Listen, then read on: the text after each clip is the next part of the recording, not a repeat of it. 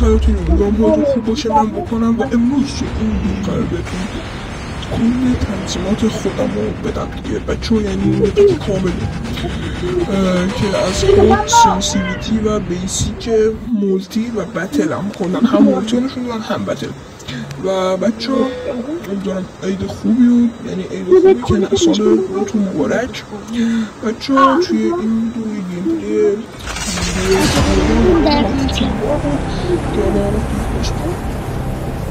و از این بچه و میخواستم براتون حالا این تنظیمات رو مورد خودم گفتم سکرین رو بگیرم این ویدیو رو. و بچه ها هاد مولتیم که همون هاد قبلیمه و از همون اول از این هاد دارم استفاده میکنم. از اول نه ولی خب چند مدت 7 ماه میشه که از این هاد دارم استفاده میکنم و خدا بگیری از هادش خیلی راضیم. و بچه هاد بتل هم امروز چیدم و خیلی هاد خفنیه، جوری که اصلا عشق دارم. باید میشتمش بتل هم لجند کنم. بتل هم تو الان گرندمستر وی بود و بتل هم با این هاد لجند کردم و خیلی هاد خفنیه. حالا خودم زیاد بسم ولی یکم باش پلی دادم و الان و حالا به اندازه اون هاد قبلی روش تسلط ندارم، ولی به من هاد خوبیه باز و این حال هم روش عشق کنم چون خیلی حالیه که بهم حال داد. و بچه‌ها در مورد سنسیویتی بهتون بگم، سنسیویتی رو خیلی دقیق چیندم و بچه‌ها خیلی سنسیویتی خوبیه. خب حالا به بزرگی خودتون باشید که کد بهتون ندادم و همینطور نشون دادم فکر میکنم ممکنه بمونه خیلی نمیدونم جای کد سنسیویتی خودم کجاست دقیقاً. سنسیویتی مثلا بقیه رو میخواید برداری و میدونم کجا باید سنسیویتی رو بزنید، ولی نمیدونم سنسیویتی خودم کدش کجاست یا هاد خودم کدش کجاست. امیدوارم بهم نخندید. ولی خب بچه‌ها این ویدیوهای جدیدی که براتون دارم میذارم خیلی حمایت بالاه. یکی از دلایلی که گفتم یه ویدیو رو بگیرم همینه که خیلی حمایت کردید. بچه‌ها میخواستم اخبار سیزن جدید براتون بذارم که یه اخبار کامل بود و از لیکرز آن دیوتی قشنگ همه چی رو جمع کرده بودم و گفتم یه ویدیو کنم. گفتم این همه یوتیوبر دارن میذارن ولی کسی هم نمیگه خب اخبار من رو نگاه کنه. گفتم من اصلا سبکم اخبار نیست و گفتم من حالا بیشتر آموزشی رو نمیذارم. و آره دیگه بچه‌ها ببینید این ویدیو که هست گیم پلی که از قدیم داشتم خیلی گیم پلی باحالی شده بود، گفتم حالا براتون بذارم و بکنم برای 2 سیزن پیشه. من بچه خیلی گیم پلی دارم ولی اصلا وقت نمی‌کنم براتون آپلودشون کنم و این ویدیوی ببینم چی بشه که یا مثلا بتونم اون گیم پلی رو براتون آپلود کنم.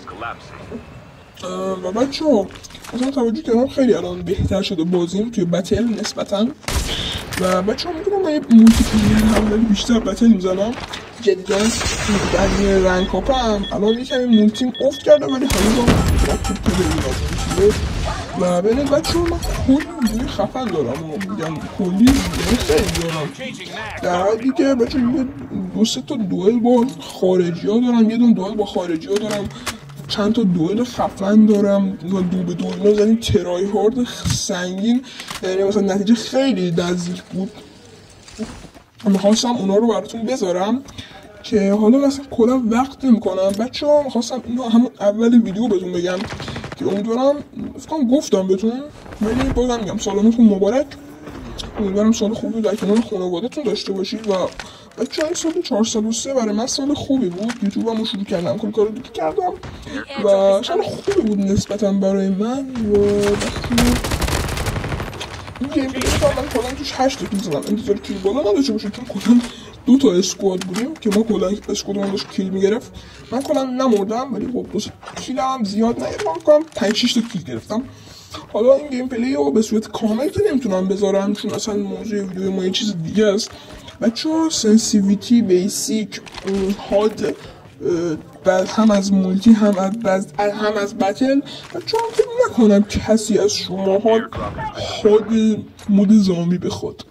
بچه‌ها ولی خیلی سیزن بد سیزن خفنیه و بچه‌ها سیزن بعد فکر کنم قراره کلی گان خفن برگردن که من رو زمین که من واقعا خیلی اون گانا رو دوست دارم. مثلا قراره B50 برگرده، 117 برگرده، نمیدونم توندرا که هستش رو زمین، KRM از همه مهمتر قراره برگرده، ولی خب دوباره خبری از HS نیست رو زمین.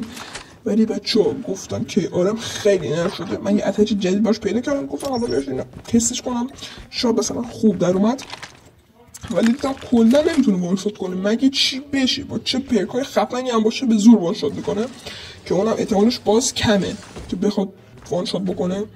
و بچه‌ها امیدوارم از ویدیو قبلی هم خوش دنبال باشید که 5 برتر 6 رولات برتر رو بهتون دادم و رو تامنیل نمیشه با 5 رولات برتر، ولی خب بچه‌ها اشکال نداره دیگه، اون بازم باید کلیک کول باشه تامنیل که مثلا ویدیو بیشتری هم بده.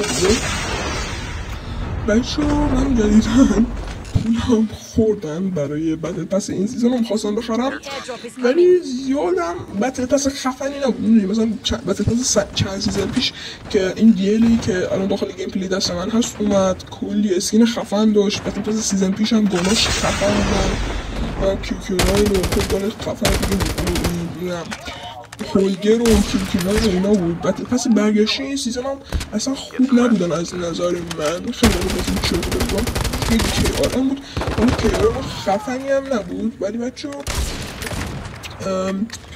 آره به هر حال میگم پولم خوردم، حالا اشکال نداره میگم ولی اصلا هم الان فشار نمیم چیز بلکن در موردش حرف نزنیم.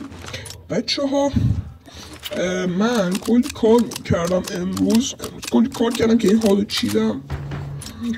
هادو چیدم و بچه ها لجند کردم سنسمو لجند کردم، رنکمو هاد جدید رو چیدم و تستش کردم.